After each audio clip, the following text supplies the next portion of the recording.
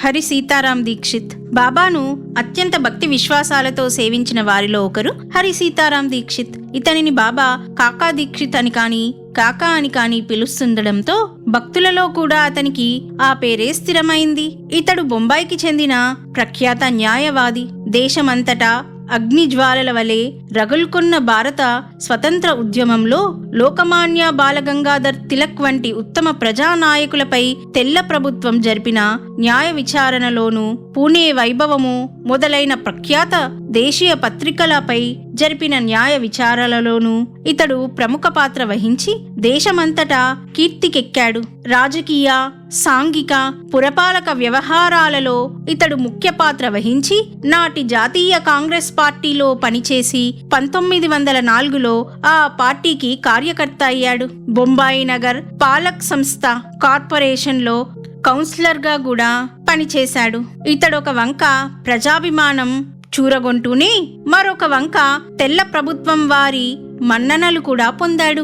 దేశంలో ఏదో ఒక ప్రాంతానికి ఇతడు కమిషనర్ అవుతాడని, ఇతనికి గౌరవ చిహ్నంగా రాజభటులు ఫిరంగులు పేలుస్తారని అనుకున్నారు. అలాంటి స్థితిలో కాకా దీక్షిత్ 1906లో ఇంగ్లాండ్కు వెళ్ళినప్పుడు ప్రమాదవశాత్తు జారిపడి అతని కాలుకు దెబ్బ తగిలింది. ఎన్ని చికిత్సలు చేసినా అది తగ్గలేదు. అతడెంతో వికృతంగా కుంటుతూ నడవవలసి వచ్చేది. దాని వలన నలుగురి ఎదుటకు వెళ్లడం అతడికెంతో సిగ్గుగా ఉండేది.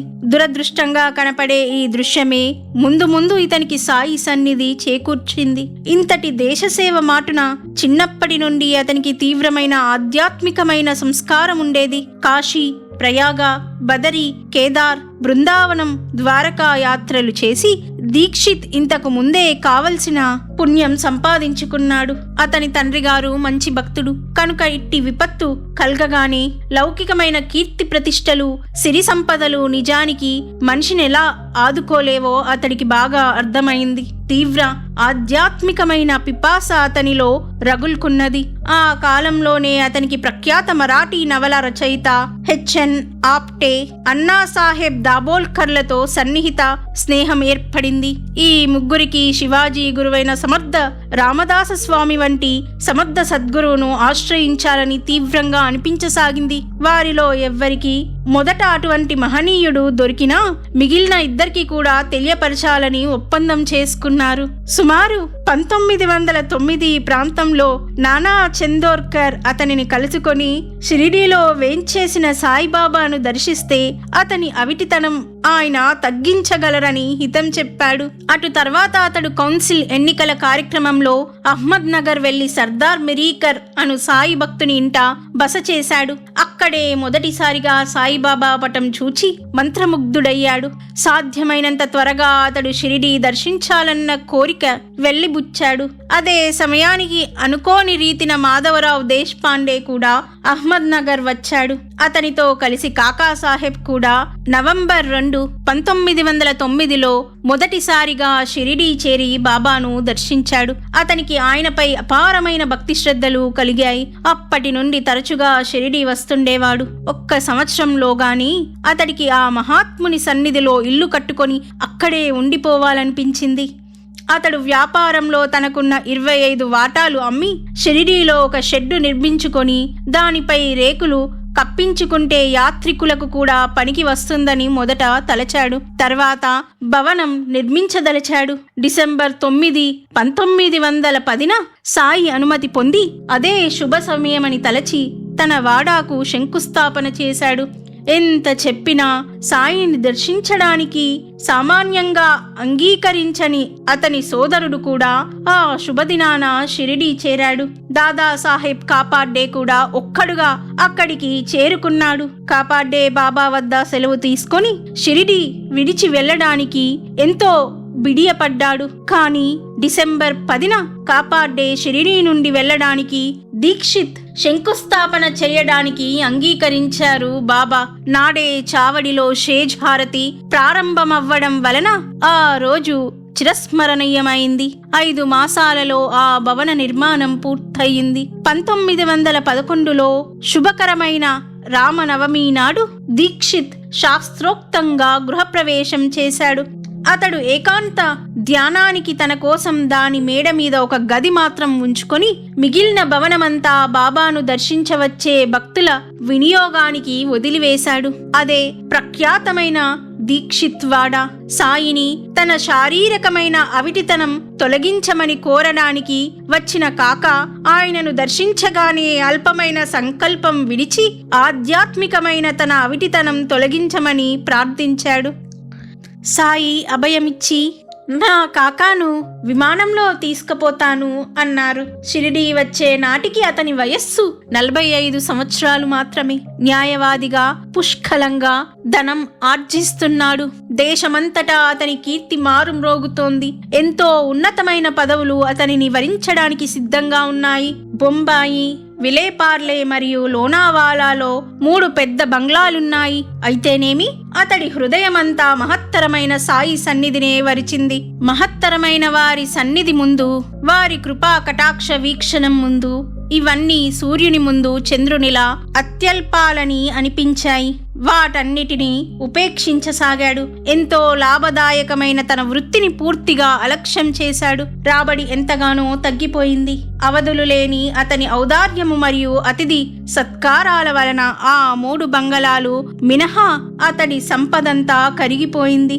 ఒక క్లిష్ట పరిస్థితిలో 1911లో బాబా కూడా అతనిని బొంబాయి వెళ్లి తిరిగి పూర్వ వృత్తిని చేపట్టమని ఒత్తిడి చేశారు. వారి ఆజ్ఞను శిరసావహించి అతడు బొంబాయి వెళ్ళాడు. కానీ అతడి మనస్సంతా షిరిడీలోనే ఉండిపోయి వృత్తి పట్ల కించిత్తు కూడా మొగ్గలేదు. అతనిలో వచ్చిన మార్పును చూచి అతని మిత్రులందరూ నివ్వెరపోయారు. వారెంతగా చెప్పినా అతడి మనస్సు కొంచెం కూడా లౌకిక జీవితం వైపుకు మరలకపోయేసరికి సాయిబాబా అనే ఫకీరు అతనిని మాయ చేసి పిచ్చివాణ్ణి చేసి షిరిడీలో కట్టేసుకున్నాడని చెప్పుకోసాగారు. ఒక వంక నానాటికి క్షీణించిపోతున్న తన వనరుల పట్ల, కుటుంబ బాధ్యతల పట్ల మాత్రమే కాక షిరిడీలో నిశ్చితంగా సాయి సేవ చేసుకొనడం కూడా కష్టంగా తోచేది. అతడు ఆ విషయమై ఆవేదన పడుతుంటే సాయి, కాకా నీకు ఆందోళన ఎందుకు? నీ బరువు బాధ్యతలన్నీ నావే అన్నారు. సామాన్య మానవులెవరైనా అంతటి అభయం ఇవ్వగలరా అనుకున్నాడు కాక. ఇలా సాయి ఎన్నోసార్లు చెప్పారు. చివరకతడు చింత విడిచి ఆ సన్నిధిలో ప్రశాంతంగా జీవించసాగాడు. తన అవసరాలన్నీ పూర్తిగా తగ్గించుకొని అమిత నిరాడంబరంగా జీవించసాగాడు. అటువంటి క్లిష్ట పరిస్థితులలో ఎవరికైనా మనసు కుదిలైపోతుంది. తమకెంతో ముప్పు వాటిల్లిందని తలుస్తారు. కానీ అతడికొక విషయం స్పష్టంగా స్ఫురించింది. భగవంతుడు సంపూర్ణంగా అనుగ్రహించదలిచిన వారి సిరి సంపదల ముందు పూర్తిగా హరిస్తారని భాగవతంలో చెప్పాడు. సాయి అనుగ్రహమనే అమృతం చవిచూచాక ఇట్టి భ్రాంతులన్నీ పీడకలలా మటుమాయమయ్యాయి. అతడు షిరిడీలోనే ఎక్కువ సమయం గడపసాగాడు. సాయి కూడా అతనిని తరచుగా ద్వారకామాయికి తన గది నుండి కిందకు తరచుగా రావద్దని శాసించారు. కానీ అతడు ఆరతి సమయంలోనైనా ఆయనను దర్శించకుండా ఉండలేనని శ్యామ ద్వారా బాబాకు తెలుపుకున్నాడు. చివరికెలాగో అతడు చావడి వద్ద జరిగే ఆరతికి మాత్రం హాజరవ్వడానికి సాయి అనుమతించారు. ఈ రీతిన అతడు 9 మాసాలు షిరిడీలో ఏకాంతంగా వానప్రస్థ జీవితం గడిపాడు. అతనిలో వస్తున్న ఈ తీవ్రమైన పరిణామం చూసి అతని భార్య భయపడిపోయి అతని వద్దనే ఉండాలని తలచి షిరిడీ వచ్చేసింది. కానీ దీక్షిత్ వాడాలోని పైభాగంలోకి స్త్రీలెవ్వరూ వెళ్లరాదని నియమమున్నది. అందువలన ఆమె షిరిడీలో ఉన్నంతకాలం కాకా కూడా ఈ కింది భాగంలోనే నిద్రించవచ్చేమోనని బాబాను శ్యామ అడిగాడు. కానీ అతడు ఆ మేడ మీద గదిలోనే ఒంటరిగా నిద్రించాలని బాబా శాసించారు. కొద్ది రోజులు వేచి చూసి ఆమె తిరిగి విలేపార్లే వెళ్లిపోవడానికి నిశ్చయించుకున్నది. ఆమె బయలుదేరబోతూ తన భర్త యొక్క బాగోగుల గురించి ఆందోళన పడుతుంటే బాబా, కాకా గురించి నీవేమీ భయపడనక్కర్లేదు, నేను స్వయంగా అతడి బాగోగులు చూచుకుంటాను అన్నారు. ఆమె కొంచెం స్థిమితపడి వెళ్లిపోయింది. కాకా నిత్యము భాగవతంలోని దశమస్కందం గురించి ప్రఖ్యాత మరాఠీ వ్యాఖ్యానం చదువుకునేవాడు. ఒకసారి అది పూర్తి అవ్వగానే బాబా వద్దకెళ్ళి, బాబా, ఆ గ్రంథం పూర్తయింది, తిరిగి అదే చదవమంటారా లేక మరేదైనా చదవమంటారా అన్నారు. ఏకనాథ బృందావనమే పారాయణ చేస్తూ ఉండు అన్నారు బాబా. కానీ ఈ చిత్రమేమిటంటే ఏకనాథుడు రాసిన ఏ గ్రంథానికి అట్టి పేరు లేదు కనుక కాక ఏకనాథ భాగవతము ఏకాదశ స్కందం మీద ఏకనాథుడు రాసిన వ్యాఖ్యానము ఆయన వద్దకు తీసుకువెళ్లి, బాబా మీరు పారాయణ చేయమన్నది గ్రంథమేనా అని అడిగాడు. అవును అదే అన్నారు బాబా. అటువంటప్పుడు ఆ గ్రంథం పేరు బాబా అలా ఎందుకు చెప్పారో అతడికి అర్థం కాలేదు. కానీ అతడు పారాయణ చేస్తుండగా 31వ అధ్యాయం చివర ఇది ఏకాదశ స్కందము మాత్రమే కాదు, ఇది 31 అంతస్తుల గల బృందావనము. ఇందులో కృష్ణుడు ఎల్లప్పుడూ నిజానందపూర్ణుడై తన నిజరూపంలో ఉంటాడు అని రాసి ఉన్నది. దానికే బాబా అలా చెప్పారని తెలిసి అతడు ఆశ్చర్యపోయాడు. ఆ గ్రంథంలోని ప్రతి చరణము ఆయనకు తెలుసునని గుర్తించాడు. ఒకరోజు కాకా దీక్షిత్ స్నానం చేసి ధ్యానం చేసుకుంటుండగా అతనికి విఠలుని దర్శనమైంది. తర్వాత అతడు మసీదుకు వెళ్ళగానే, నీకు విఠల్ పాటిల్ సాక్షాత్కరించలేదా? అతడిట్టే తప్పించుకుపోతాడు, జాగ్రత్త. నీ ధ్యాస త్రుటి సేపైనా చలించనివ్వక అతనిని గట్టిగా పట్టుకో అన్నారు. అది జరిగింది ఉదయమే. మధ్యాహ్నమయ్యేసరికి ఆ విఠల దర్శనానికి సంబంధించిన మరొక విషయం లభించింది. ఎక్కడి నుండో విఠలుని చిత్రపటాలు అమ్ముకోవడానికి ఒక వ్యక్తి షిరిడీ వచ్చాడు. వాటిలోని విఠలుని చిత్రపటం సరిగ్గా నాటి ఉదయం దీక్షిత్ కు దర్శనమిచ్చిన విఠలుని లాగానే ఉన్నది. అది అతనికి ఎంతో ఆశ్చర్యం కలిగించింది. కాకా ఎంతో ప్రీతితో చిత్రపటం కొనుక్కొని తన పూజలో ప్రతిష్ఠించుకున్నాడు. భాగవత పారాయణ పూర్తయ్యాక కాకా, బాబా నన్నేసారి వ్యాఖ్యానాలతో కూడిన భగవద్గీత పఠించమంటారా అని అడిగాడు. బాబా, వద్దు, నీవు భాగవతము భావార్థ రామాయణాలే ఇంకా లోతుగా చదువు. ఊరికే చదివితే చాలదు, వాటిని బాగా మననం చేసి వాటి ప్రకారము ఆచరించు అని ఆదేశించారు. పూర్వ సంస్కారాలకు తగిన సద్గ్రంథాలు పారాయణ మననము చేస్తేనే ప్రయోజనం ఉంటుంది. అలా కాక స్వతంత్రించి మనకు తోచిన గ్రంథాలు చదువుకుంటే ప్రయోజనం ఉండదు, సరికదా? అవి మన పూర్వ సంస్కారానికి సరిపడనప్పుడు మనకున్న సంస్కారాలను కూడా వికలం చేస్తాయి. అటు తర్వాత మన సంస్కారానికి తగిన గ్రంథం చదివినా అంతటి ఫలితం ఇయ్యజాలదు. ఈ విషయం అన్నాసాహెబ్ దాబోల్కర్ వృత్తాంతం గమనించినప్పుడు మరింత స్పష్టమవుతుంది. ఎవరి పూర్వ సంస్కారానికి తగిన గ్రంథపారాయణ వారికి విధించడం సాయి వంటి సద్గురువులకు మాత్రమే సాధ్యమవుతుంది. స్వతంత్రించి గ్రంథాలు చదివి మనస్సు వికలమయ్యాక సద్గురువు మాట కూడా హృదయంలో నాటుకోవడం చాలా కష్టం. అట్టివారు సద్గురువు లభించినా ఆశ్రయించడం కష్టమవుతుంది. తమకు తెలియదు, తెలిసిన వారిని ఆశ్రయించలేరు అన్నట్లు ఉంటుంది మన పరిస్థితి. తమ శరీరత్వానికి సరిపడని ఆహారం కూడా సరిగ్గా అరగకుండా ఇమడకుండా పోతుంది. బిడిబిడి జ్ఞానంతో రోగులు తమకు తామే మందులు వాడుకున్నట్లవుతుంది. ఇట్టి వివేకం కాకా దీక్షిత్ కున్నది కనుకనే ధన్యత పొందాడు. సాయి ఒక అడవిలో తమ గురువును కలుసుకొనడం గురించి చెప్పిన వృత్తాంతంలో ఆయన సాటివారు ముగ్గురు అన్నపానీయాల కోసం అలమటిస్తూ అడవి పాలు అయినందుకేనని ఆ వృత్తాంతం జాగ్రత్తగా పరిశీలిస్తే తెలుస్తుంది. సాయి ఒక్కరే అలా చెయ్యక ఆ గురువునాశ్రయించి కృతార్థులయ్యారు. ఇలా 9 మాసాలు గడిచాక అట్టి ఏకాంతమైన తపోదీక్ష నుండి కాకాను విడుదల చేసి తిరిగి బొంబాయి వెళ్లి అతని భార్యాబిడ్డలను చూచి వచ్చేందుకు అనుమతిచ్చారు బాబా. ఒకసారి వెన్నె తీసి ముద్ద చేశాక దానిని మజ్జిగలో ఉంచిన వివేక వైరాగ్యాలనే నూనె పూసుకున్నాక సంసార సంరక్షమనే పనసకాయ కోసిన అందులోని మమకారమనే పాలు మనకంటుకొనే ప్రమాదం ఉండదని రామకృష్ణ పరమహంస చెప్పారు. ప్రతి చిన్న విషయంలోనూ పరిమితమైన తన ధర్మాధర్మ విచక్షణ ఇష్టాలు అభిప్రాయాలకు తావియ్యక సాయి చెప్పినట్లు తూచా తప్పకుండా నడుచుకున్నాడు కనుకనే అతడు కృతార్థుడయ్యాడు. అంతకుముందు ఎంత తపస్సు చేసినా సాయి ఆదేశాన్ని పూర్తిగా పాటించలేకపోయాడు ఉపాసనీ బాబా. అతనిని సాయి ఎవరితోనూ ఎట్టి సంబంధము పెట్టుకొనక ఊరికే కూర్చోమంటే వినక శిష్యులను చేసుకొని వేదాంత గోష్ఠి చేస్తుండేవాడు. ఎలాగైనా 4 సంవత్సరాలు షిరిడీలో ఉండమని సాయి ఆదేశిస్తే 3.5 సంవత్సరాలలో శిష్య సేకరణ అనే వ్యామోహంలో అతడు షిరిడీ విడిచి వెళ్లిపోయాడు. నిష్ఠ ఓర్మిలనే దక్షిణ సాయికి సమర్పిస్తే కాని కృతార్థత చెందలేము. సాయి సేవించిన గురువు కూడా ఆయనతో మొదటనే నేను చెప్పినది పూర్తిగా విశ్వసించగలవారు మాత్రమే గమ్యం చేరుతారు అని చెప్పారు. సాయి కూడా ఆధ్యాత్మ జీవితమెంతో కష్టమైనది. మన శక్తినంతా వినియోగించి కృషి చేస్తే గాని ఫలితముండదు. దున్నపోతునెక్కి నానేఘాట్ దాటడం కంటే కూడా కష్టం అన్నది ఇందుకే. ఆ దున్నపోతు మనలోనే ఉంటుంది. దానిని అదుపులో ఉంచుకుంటే పగ్గాలు సద్గురువుకు అప్పగిస్తే గమ్యం చేరుతాము. కానీ లేకపోతే సాయి ఇతనికిచ్చిన సంస్కరణ యొక్క చిహ్నాలు పొడుగునా వ్యక్తమవుతూనే ఉన్నాయి.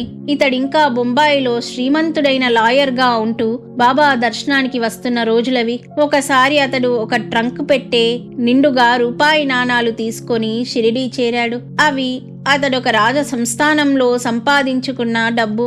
అతడు ఆ ట్రంకు పెట్టే బాబా ముందుంచి, బాబా ఇదంతా మీదే, ఇందులో నాదేమీ లేదు అన్నాడు.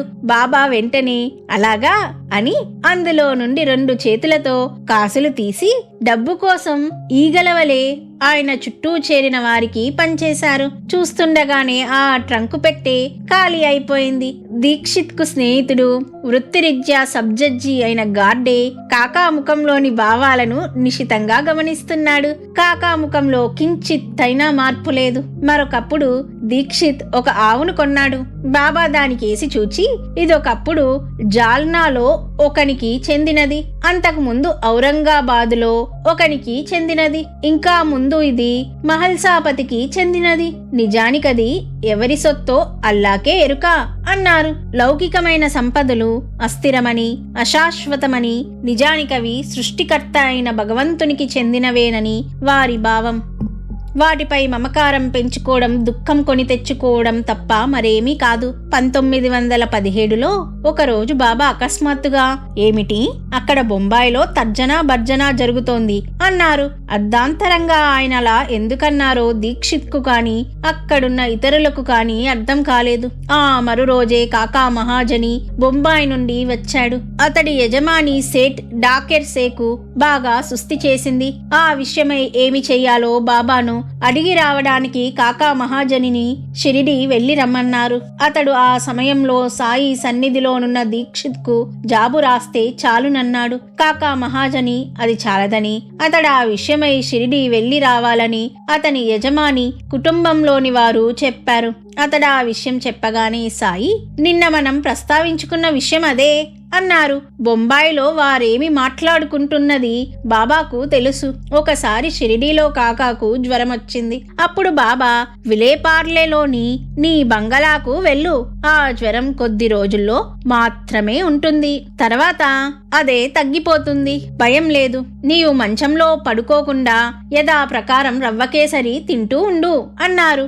అతడిల్లు చేరాక జ్వరం పెరుగుతుండడంతో డెమాంటే అనే డాక్టర్కు చూపించారు. అతడు రోగిని మంచంలో నుండి కదలవద్దని చెప్పి మందులు రాసి ఇచ్చారు. కానీ కాకా మాత్రం మందులేవి వేసుకొనక తన ఉయ్యాల బల్ల మీద కూర్చొని బాగా నెయ్యి పోసిన రవ్వకేసరి రోజు తింటున్నాడు.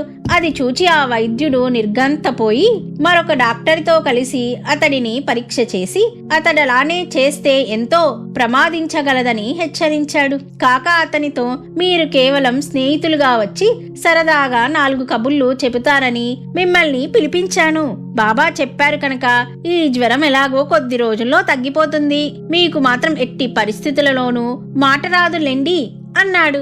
అతడొక ఫకీరు వల్లో చిక్కి తెలివి తక్కువగా వ్యవహరిస్తున్నారనుకున్నారు ఆ డాక్టర్లు. కానీ త్వరలో జ్వరం తగ్గిపోయి 9వ రోజు కల్లా అతడు స్వస్థుడవ్వడంతో ఆ వైద్యులిద్దరూ ఆశ్చర్యపోయారు. మరొకప్పుడు బాబాకు మాల వేసి 25 రూపాయలు దక్షిణగా సమర్పించాలనుకున్నాడు కాక.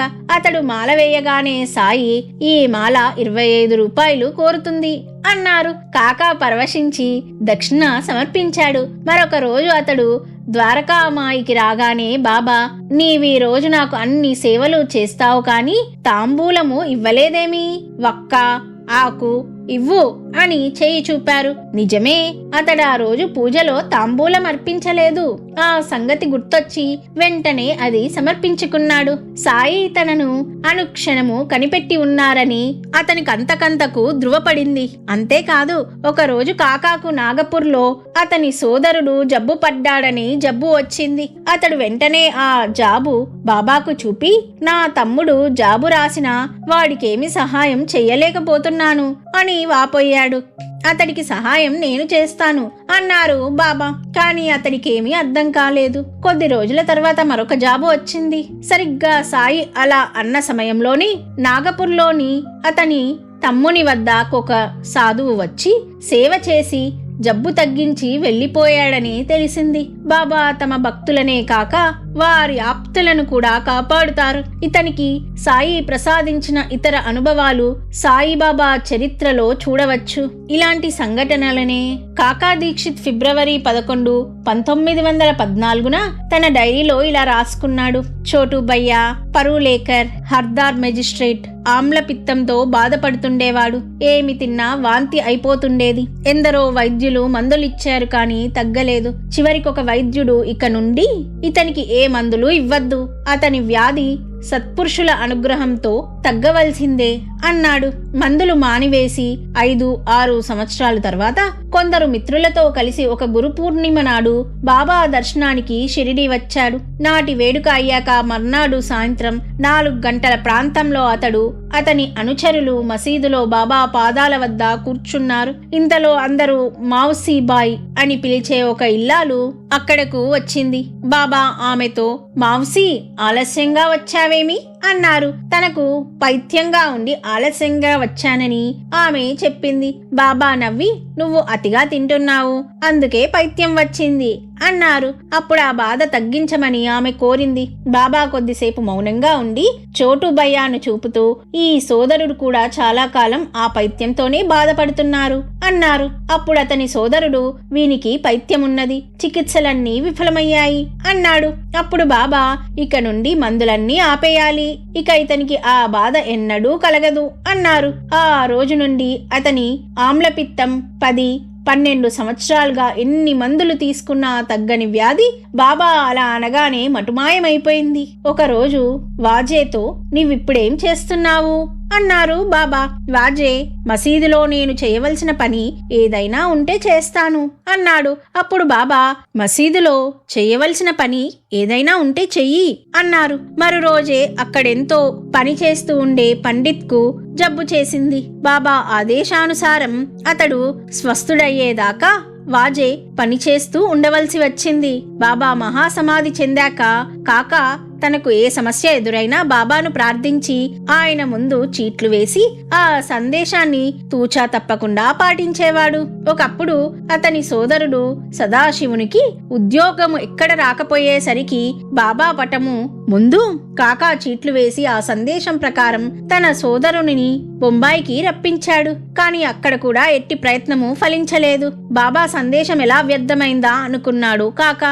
ఇక అతని సోదరుడు ఇంటికి వెళ్ళిపోదామనుకుంటుండగా కచ్ రాజసంస్థానం నుండి ప్రముఖ వ్యక్తులొచ్చి తమ సంస్థానంలో పనిచేయడానికి నమ్మకమైన ఆఫీసరు కావాలని కాకాతో చెప్పారు. అతడు తన సోదరుని గురించి చెప్పగానే వాళ్ళు సంతోషించి ఆ సంస్థానానికి దివానుగా అతనిని నియమించారు. బాబా మాటలు ఎన్నటికీ వ్యర్థం కావు. అయితే ఆయన చెప్పినట్లు మనకెంతో విశ్వాసం ఉండాలి. మనము మన రాగద్వేషాలను మాత్రమే సేవిస్తూ బాబా ముందు చిట్లు వేయడం మాత్రం సరికాదు. అతడు నిత్యము పూజ, పారాయణ, సాయి భజన ఎంతో ప్రీతిగా చేసుకునేవాడు. ప్రతి సాయంత్రము అతడు అటూ ఇటూ తిరుగుతూ తనలో తానే బాబా గురించిన 8 లేక 9 పాటలు పాడుకుంటుండేవాడు.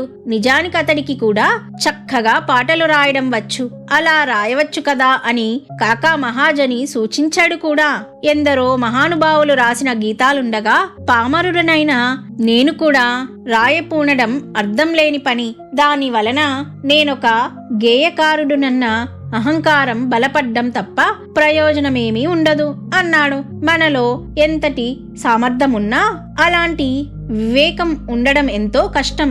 మన సామర్థ్యం లోకానికి వెల్లడి అయ్యే వరకు మనలోని అహం కొత్త పువ్వులు పూచే వరకు మనకు నిద్ర పట్టదు, అది నశించే వరకు అతడికి నిద్ర పట్టదు.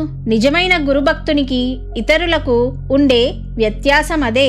సాయి ఎంతో మధురంగా పాడేవారు, నృత్యం చేసేవారు. వారి చుట్టూ జనం చేరినంత కాలం తాక్యాలోని సాధువులతో కలిసి తన్మయత్వంతో గానము నృత్యము చేసి తమ గురువుకు అర్ధరాత్రి ఏకాంతంలో హృదయ సమర్పణం చేసుకునేవారు. కానీ 4 భక్తులు చేరేసరికి సాయి అన్నీ కట్టిపెట్టి మౌనంగానే తమ ఆత్మ నివేదన కొనసాగించారు. మనకు కొద్దిపాటి విద్య అబ్బితే ప్రజలు సాయిని మరచి మన పాదాలపై రాలే వరకు నిద్రపట్టదు.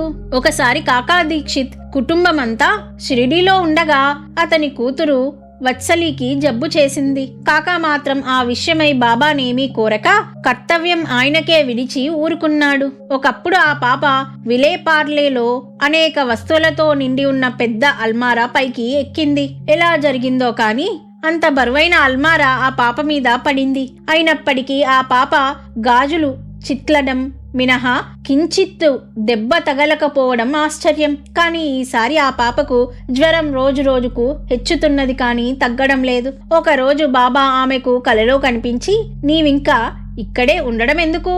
వచ్చి ఈ వేప చెట్టు కింద పడుకొని ఉండవచ్చు కదా అన్నారు. అవి అశుభ సూచకమని అందరూ అనుకున్నారు. ఉదయమే శ్యామతో సాయి, కాకా కుమార్తె చనిపోయిందా అని అడిగారు. శ్యామ విస్తుపోయి, దేవా అలా అశుభం పలుకుతారెందుకు అన్నాడు. ఆమె ఈరోజు మధ్యాహ్నమే చనిపోతుంది అన్నారు బాబా. సరిగ్గా ఆయన చెప్పినట్లే జరిగింది. అటు తర్వాత కాకా వెళ్ళి ఆయన సన్నిధిలో కూర్చున్నాడు. అప్పుడే అతనికి పోస్టులో ఒక గ్రంథం వచ్చింది. చూస్తే అది ఏకనాథుడు రాసిన భావార్థ రామాయణం. వెంటనే అది బాబాకిచ్చాడు. ఆయన దానిని తలకిందులుగా పట్టుకొని కాకతాళీయంగా దానిలో ఒక చోట తమ చెయ్యి చూపించి ఆ పేజీ తెరచి అతడికి చదవమన్నారు. ఆ గ్రంథం సరిగ్గా కిష్కింధకాండలో రాముడు వాలిని చంపాక అతడి భార్యను ఊరడిస్తున్న ఘట్టమిది.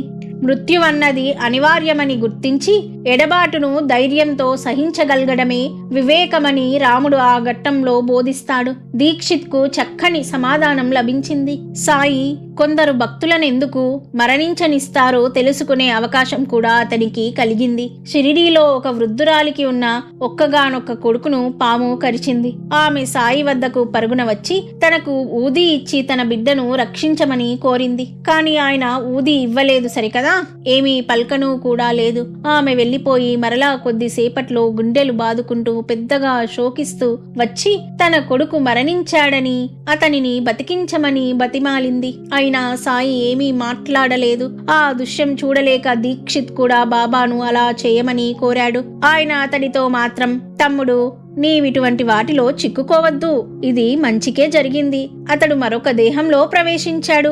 ఈ శరీరంతో అతడు చెయ్యలేని మంచి పని ఆ దేహంతో చెయ్యగలడు. అతన్ని తిరిగి నేనిందులో ప్రవేశపడితే ఈ దేహం బ్రతుకుతుంది కాని ఆ దేహం మరణిస్తుంది. నీ కోసం ఈ పని చేయగలను, కాని పర్యావసానమేమో ఆలోచించావా?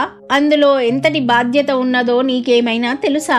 నీవది భరిస్తావా అన్నారు. అతడు వెంటనే తన హద్దును గుర్తించి ఊరుకున్నాడు. మనం అనుకున్నట్లు ప్రతి మరణము అవాంఛనీయం కానక్కర్లేదు. నిజం తెలిసిన వారి దృష్టిలో అది చింకిగుడ్డలు విడిచి కొత్త దుస్తులు ధరించడం వంటిది. సాయి కంటే మనం దయామయులం కామని మనం గుర్తుంచుకోవాలి. ఇలాంటి అనుభవాలెన్నో కలిసి దీక్షిత్కు సాయి పట్ల విశ్వాసాన్ని దృఢపరిచాయి. ఇతడింత అచంచలమైన విశ్వాసంతో సేవించాడు గనుకనే ఎవరికీ లభించని మహాభాగ్యం ఇతడికి లభించింది. సాయి ఎంతటి సమర్థులైనా సద్గురువైనా ఆయన ఆ విషయం బాహటంగా అంగీకరించి ఎవరితోనూ అలా మాట్లాడలేదు. అట్టిది దీక్షిత్కు మాత్రమే దక్కింది. ఒకరోజు అతడు బొంబాయికి బయలుదేరుతూ బాబాను సెలవు కోరాడు. వెళ్ళు అన్నారు బాబా.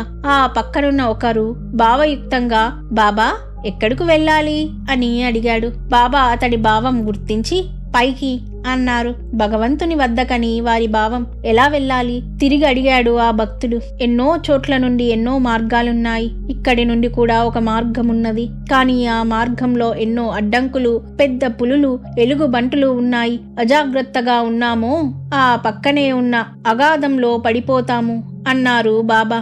మార్గదర్శి తోడుంటేనో అన్నాడు దీక్షిత్. అప్పుడు మాత్రం ఎట్టి ప్రమాదము కష్టము ఉండదు. ఎలుగుబంట్లు పెద్ద పులులు పక్కకు తొలగిపోతాయి అన్నారు బాబా. తమను ఆశ్రయిస్తే భద్రంగా గమ్యం చేరవచ్చునని పరోక్షంగానైనా ఆయన బయటపడి చెప్పిన అతి కొద్ది సందర్భాలలో ఇదొకటి. దానిని పొందే భాగ్యం దీక్షిత్కే లభించింది. కానీ దీక్షిత్ తన డైరీలో రాసుకున్న లీలల నుండి కొన్ని ఇక్కడ ఉదహరిస్తాను. మిగిలినవన్నీ శ్రీ సాయిబాబా జీవిత చరిత్రలో పొందుపరిచాను.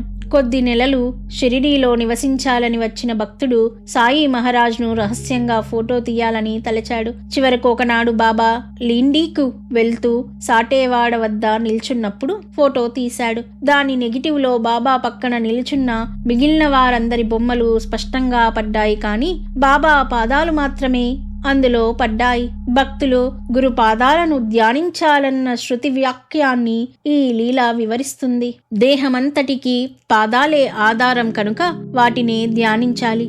జాలరి యొక్క పాదాల చెంతనున్న చేపలెన్నడూ వలలో చిక్కుకోనట్లే భగవంతుని పాదాల చెంత చేరిన జీవులు మాయాజాలంలో చిక్కుపడరు. ఒకసారి ద్వారకానాథ్ ప్రధాన్ షిరిడీ వస్తూ తన మామగారి వద్ద నుండి ఒక జాబు తెచ్చి బాబాకిచ్చాడు. బాబా దానిని తలకిందులుగా పట్టుకొని ఆమె పోతుందా అని నెమ్మదిగా గొణిగారు. ఆ మాటలు నేను మాత్రమే విన్నాను, కానీ తక్కిన వారికి వినపడలేదు. అప్పుడు ఆ ఉత్తరం చించి చదివితే అందులో శ్రీమతి ప్రధాన్కు జబ్బుగా ఉన్నదని రాసి ఉన్నది. అప్పుడు ద్వారకానాథ్ నా భార్యని ఇక్కడికి ఎప్పుడు తీసుకురమ్మంటారు అని అడిగాడు. బాబా ఆమె 4 రోజుల్లో వస్తుంది అన్నారు. సరిగ్గా 4 రోజుల తర్వాత ఆమె చనిపోయిందని తెలిసి భక్తులు ఆశ్చర్యపోయారు. ఒకరోజు మధ్యాహ్నం 2 గంటలకు బాబా ప్రధాన్ వచ్చాడా అన్నారు. అతడు రాలేదు. అతనికి కబురు చేయమంటారా అన్నాడు దీక్షిత్. బాబా కబురు చేయమన్నారు. సరిగ్గా అదే రోజు అదే సమయానికి బొంబాయి హైకోర్టులో కూర్చొని కొందరు వ్యక్తులతో మాట్లాడుతున్న మౌరేశ్వర్ ప్రధాన్ అకస్మాత్తుగా స్పృహ తప్పి పడుతూ బాబాని స్మరించాడు. కొద్దిసేపు తర్వాత అతనికై అతడే లేచి రైల్లో శాంతాక్రజ్ చేరుకున్నాడు. మరో రోజే షిరిడీ నుండి బాబా ఊది క్రిందటి రోజు బాబా అతనిని గుర్తు చేసుకున్నారని దీక్షిత్ రాసి పంపిన జాబు తీసుకొని షిరిడీ నుండి బాలాషింపి వచ్చాడు. అహర్నిశలు సాయి తమ భక్తులు ఎక్కడున్నా అనుక్షణము వారి బాగోగులు కనిపెట్టి అపారమైన తమ దివ్య శక్తితో వారిని కాపాడుతుండేవారు. నన్ను ప్రేమించే వారిపై నా దృష్టి ఎప్పుడూ ఉంటుంది అనేవారు. రాత్రి సమయాలలో కూడా ఆయన నిద్రపోయేవారు కాదు. మసీదు కప్పు నుండి వేలాడదీసిన చెక్క బల్ల మీద పడుకున్నప్పుడు కానీ లేక నేల మీద పడుకున్నప్పుడు కానీ ఎప్పుడు కళ్ళు తెరుచుకునే ఉండేవారు. అందుకే ఆయన నావలే ఎప్పుడూ కళ్ళు తెరుచుకొని నిద్రపోగలవారు మాత్రమే అలా ఆ చెక్క బెల్లపై పడుకోగలరు అనేవారు. తెల్లవారాక తాము ఆ కిందటి రాత్రి ఎక్కడెక్కడో ఆపదలో ఉన్న భక్తులను ఎలా రక్షించినది, ఆ కిందటి రాత్రి చనిపోయిన వారిని ఊర్ధ్వలోకాలకు ఎలా తీసుకుపోయినది భక్తులతో చెబుతుండేవారు. మరలా పగలంతా ఉదయం నుండి రాత్రి వరకు తమను దర్శించవచ్చని భక్తులందరినీ ఆదరిస్తుండేవారు. ఇంతలా అహర్నిశలు భక్తుల శ్రేయస్సుకు అంకితమై కృషి చేస్తూ కొద్ది సమయం మాత్రం సాయి తమ కోసం వినియోగించుకునేవారు. అది మధ్యాహ్నం భోజనం అయ్యాక 1-2 గంటల మధ్య సమయం. అప్పుడు సామాన్యంగా భక్తులు ద్వారకామాయిలో వారి చుట్టూ తెరలు దించేసేవారు. అప్పుడు ఆయన చెంతకు వెళ్లి ఆ కొద్దిపాటి విశ్రాంతి భంగం చెయ్యవద్దని సేవకులే అగాంతకులను వారించేవారు. ఒకరోజు మధ్యాహ్నం సరిగ్గా 1 గంట ప్రాంతంలో ఎవరో ఒక కూలివాడు వచ్చి కేకలు వేస్తున్నాడు. ఒక భక్తుడు సమర్పించిన శ్యామకర్ణ అనే గుర్రాన్ని అతడు తోలుకొచ్చాడు. తన కూలీ డబ్బు కోసం అతడు మొదట రాధాకృష్ణ ఆయి వద్దకు, తర్వాత శ్యామ వద్దకు వెళ్ళాడు. వాళ్ళిద్దరూ తమ వద్ద పైకం లేదని చెప్పి బాబానే అడిగి తీసుకోమని చెప్పారు.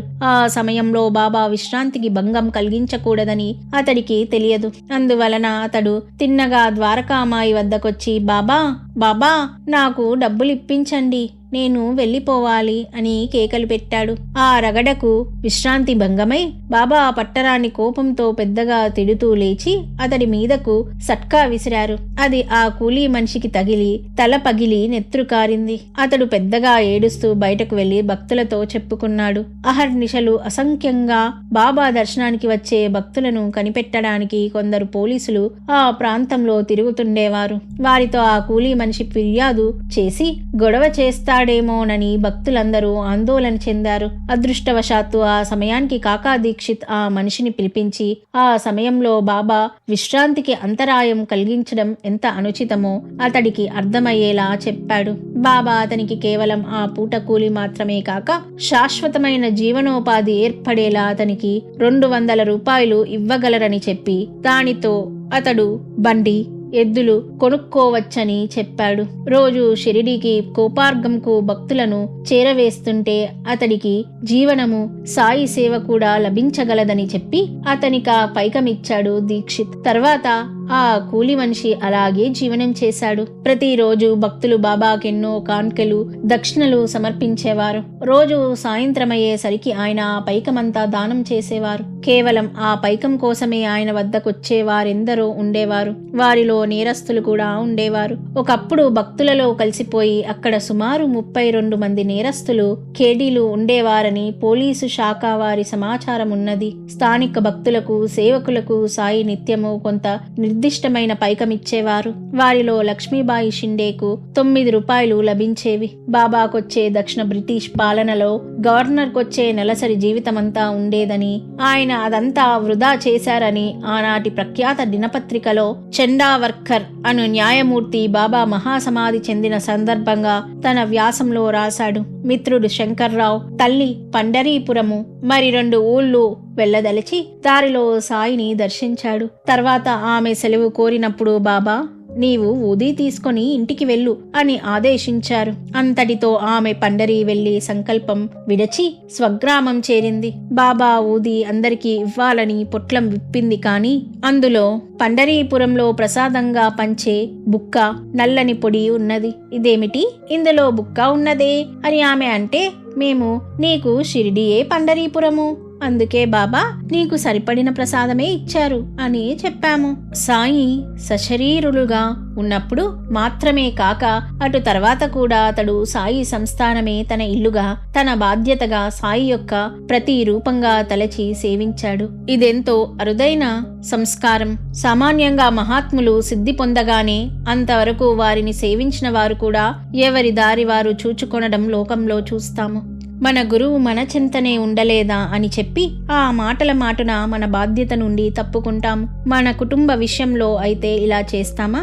సాయి తమ గురువు సశరీరులుగా గాక వారు సమాధి చెందినా కూడా ఆ గురుస్థానాన్ని, వారు ప్రసాదించిన ఇటుకను, తమకు వారు అనుగ్రహించిన ఆ ప్రదేశాన్ని, వారి ప్రతిరూపమైన అగ్నిహోత్రాన్ని ఎంత శ్రద్ధగా కనిపెట్టుకొని ఉన్నారో. ఆ సన్నిధిలోని, ఆ సేవలోని తాము కూడా శరీరం త్యజించాలన్న దీక్షతో ఎన్ని దశాబ్దాలున్నారో. ఇంతటి గురుభక్తి యొక్క లేశం కాకా దీక్షిత్ వంటి ఏ కొద్ది మందికో గాని లభించలేదు. సాయి మహాసమాధి చెందాక అతడు సంస్థానానికి కార్యదర్శి అయి సాయిలీలా పత్రికకు సంపాదకుడై తన సాటి భక్తుల అనుభవాలు దాని ద్వారా చిరస్మరణీయం చేశాడు. అందుకే బాబా అతనిని తమ పంక్తిలో భోంచేయడానికి అనుమతించడమే కాక ఒకప్పుడు తమ కఫ్నీ ప్రసాదంగా ఇచ్చి అతనిని ధరించమన్నారు. అతని సర్వ బాధ్యతలు వహిస్తామన్నారు. వహించారు కూడా. అవసాన దశలో అతనిని విమానంలో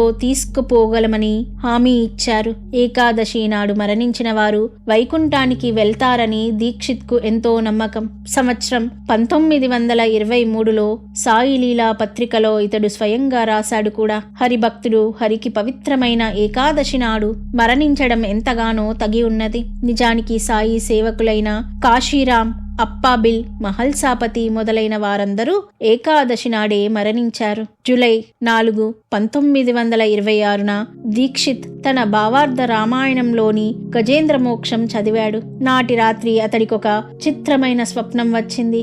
బాబా కనిపించి కాకాసాహెబ్ చొక్కాలో అతని గుండెల వద్దకు చేరారు. కాకాసాహెబ్ ఎంతో ప్రేమతో ఆయనను తన హృదయానికి అదిమి పెట్టుకున్నాడు.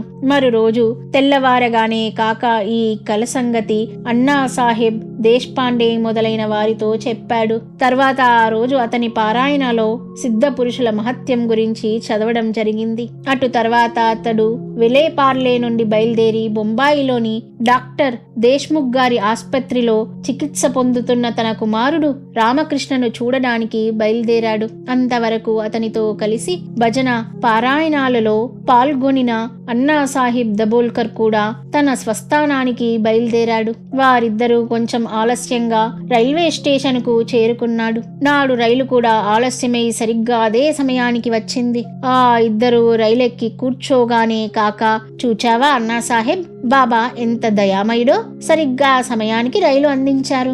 ఒక్క నిమిషమునైనా మనల్ని వేచి ఉంచలేదు అన్నారు. అప్పుడు తన జేబులోని రైల్వే టైం టేబుల్ చూసుకొని రైలు కొంచెం ఆలస్యమయ్యేలా బాబా చేశారు. లేకుంటే మనం కొలాబాలో దిగబడిపోయి నిరుత్సాహపడేవారమేమో.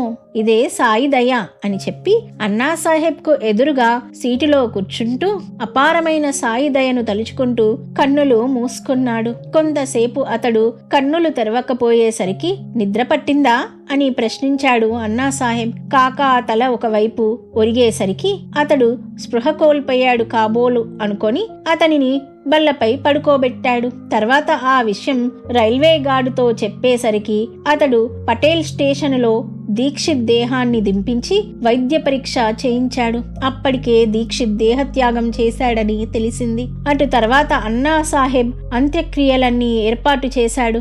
ఆనాడు ఏకాదశి, రామాయణం పారాయణ, భజన చేసి సాయి కృపకు పరవశిస్తున్న క్షణంలో ఆ సమర్థ సద్గురుడు విమానంలో వైకుంఠానికి తీసుకుపోయాడు. 9 సంవత్సరాలు ఏ సేవలో గడిపాడో ఆ సేవలోనే కాక అంతిమ శ్వాస కూడా విడిచాడు. అది విశ్వాసమంటే. సాయి వద్ద కాకా దీక్షిత్కు ఇంతటి సదావకాశం లభించడానికి ఒక ప్రత్యక్షమైన కారణం కూడా ఉన్నది. ఒకసారి సాయి దాదాసాహెబ్ కాపాడ్డేతో నీవు, నేను, కాకా, శ్యామ, బాపు సాహెబ్ జోగ్ మరియు దాదా కేల్కర్ కలిసి ఒక వీధి చివర వెనుకొక జన్మలో మన గురువుతో కలిసి ఉన్నాము. అందుకే మీ అందరినీ ఈ జన్మలో కలిపాను అన్నారు. ఒక విషయం మాత్రం స్పష్టం, సాయికి మొగలాయిలు పరిపాలించిన ప్రాంతాలతో ఏదో సంబంధం ఉండి తీరాలి. వారి మాటలలో సేలు, జాల్నా, మాన్వాడా, పదరి, పర్భని, నవరంగాబాద్, ఔరంగాబాద్, బీడ్, బీదర్ల గురించి అప్పుడప్పుడు ప్రస్తావన వస్తుండేది. ఒకసారి పదరీ నుండి ఒక గృహస్థు బాబా దర్శనానికి వచ్చాడు. అతనిని పదరీ విశేషాల గురించి, ఆ ఊర్లోని ఎందరో ప్రముఖుల గురించి పేరు పేరున బాబా విచారించారు. ఆయనకు పదరీతో ప్రత్యేక సంబంధం ఉందని స్పష్టమవుతుంది. కానీ ఆయన అక్కడ జన్మించాడనడానికి అది రుజువు కాజాలదు. అలా అని ఆయన బ్రాహ్మణుడో లేక ముసల్మానో ఎవరూ నిశ్చయంగా చెప్పలేదు. ఏం చెప్పాలి? భక్తులు ఎక్కువ మంది తలచినట్టు ఆయన అయోనిజుడో కాదో నిశ్చయించలేము. వారు అయోనిజులని తలచడం అసాధ్యమని కొందరు తలచవచ్చు, కానీ ఈ రచయిత మాత్రం అలా అనుకోవడం లేదు. ఒకరోజు సాయి మహారాజే ఈ దీక్షిత్తో చెప్పారు, నేనిప్పుడెళ్ళి మళ్ళీ 8 సంవత్సరాల బాలుడుగా వస్తాను. శ్రీకృష్ణుడు దేవకి ఎదుట కనిపించినప్పుడు 8 ఏండ్ల వాడని హరి విజయం వంటి పురాణాలలో చెప్పబడింది. బాబాను సాధకులుగా జీవితం ప్రారంభించి సిద్ధులైన వారుగా కాక అవతారమని భక్తులలో ఎక్కువ మంది తలుస్తారు. వారి దివ్యలీలలు చూచి ఆయన శ్రీకృష్ణుని అవతారమని కూడా ఎందరో తలుస్తున్నారు. కానీ మహారాజు మాత్రం అందుకు తగిన ఆధారాలేవీ చూపలేదు. ఆయనెప్పుడూ తాను భగవంతుని బానిసనని, కేవలం తన గురువు యొక్క పూర్ణ కృప వలన మాత్రమే తమ భక్తుల కష్టాలు తొలగుతున్నాయని చెప్పేవారు. ఆయనెప్పుడు అల్లా భలా ఖరేగా అనేవారు. ఆయనెన్నడూ అనల్ హక్, నేను భగవంతుడను అని అనలేదు, కానీ యాదే హక్, దైవాన్ని గుర్తుంచుకో అనేవారు. గోపాలరావు గుండు శిథిలమైన మసీదును పునరుద్ధరించదలిచి రాళ్లు తెప్పించాడు, కానీ సాయి మహారాజ్ అంగీకరించలేదు. బాబా ఆదేశానుసారం ఆ రాళ్లు శని దేవాలయం కట్టించడానికి గ్రామంలోని ఇతర ఆలయాలను పునరుద్ధరించడానికి వినియోగించారు. మారుతి ఆలయాన్ని మాత్రమే మహారాజు పునరుద్ధరించి పెంచారు కూడా. ఊరిలోని సమాధుల గురించి కూడా ఆయన శ్రద్ధ తీసుకునేవారు. ఆ వేప చెట్టు కింద ఒక మహాత్ముని సమాధి ఉన్నదని బాబా చెప్పారు. త్రవ్వి చూస్తే అది నిజమని తేలింది. అప్పుడు భక్తులు సాయి మహారాజును మేళతాళాలతో ఊరేగించారు. దాని గురించి బాబా దీక్షిత్తో, ఇది మా పెద్దల స్థానం, ఇక్కడ ప్రతి గురు శుక్రవారాలలో అగరొత్తులు వెలిగిస్తే మేలు జరుగుతుంది అని చెప్పారు. 1910 సంవత్సరంలో మహల్సాపతి కుమారుడు మార్తండుకు వివాహమైంది. వధువు ఎన్నికను బాబా కూడా ఇష్టపడ్డారు. పెళ్లి పందిరి నుండి బృందమంతా బాబా దర్శనానికి మసీదుకు వెళ్ళినప్పుడు ఆయన, నేనక్కడే పెళ్లి పందిట్లో కూర్చొని ఉన్నాను అన్నారు. నిత్యము బాబా ముఖం కడుక్కోవడం చూచి తీరాలి. ఆయన తమ చేతులు, కాళ్ళు, ముఖము, చెవులు ఎంతో స్థిమితంగా వయనంగా శుభ్రం చేసుకునేవారు. అందుకోసం నీళ్లు ఎంతో ఎక్కువగా వాడేవారు.